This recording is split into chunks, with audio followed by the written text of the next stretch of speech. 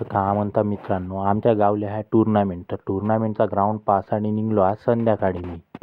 इकडून जावं लागते, आपल्या घराच्या दूर आहे ग्राउंड. तर ग्राउंडपाशी पोचायसाठी बहुत टाईम लागते. इथून पाहू शकता कसं सजवून आहे. तर चला आता तुम्हाला जवळून दाखवतो. ग्राउंड तर भाऊ वावरात बनवला, कारण की मेहनत खूप करत आहे पोरं न कामही करत आहे. मेहनत घेऊन सगळ्या पोरांनी इथं कामच करून राहिले दिवस रात्र. आणि इकडं बल्ल्या खांदत आहे. बल्ल्या कासाठी खांदा का तर माहीत नाही तेवढं. मग निघलो मी आपल्या टेजपाशी जायसाठी. टेजपाशी आलो, इथं बॅनर लावतच होते पोरं.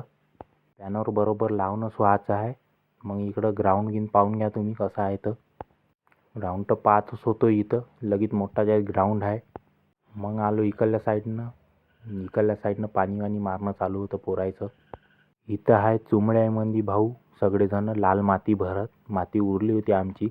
मग पाहिलं यायले बी न गेलो आपण वापस टेजपाशी मयूर भाऊ आलता ना जगदीश भाऊ पण. पॅम्पलेट तुम्हाला बरोबर दिसलं नसन तर त्याला एक वेळा अजून दाखवतो तुम्हाला बरोबर बक्षीस सकट.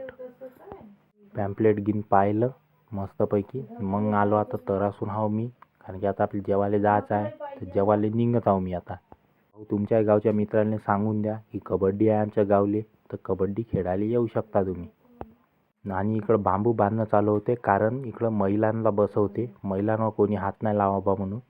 आणि इथं साहिल भाऊ पाणी मारत होता. साहिल भाऊ सगळ्यांचे पाय धुवून दिला. आनंदनं यशनं घेतलं पाणी पायावर.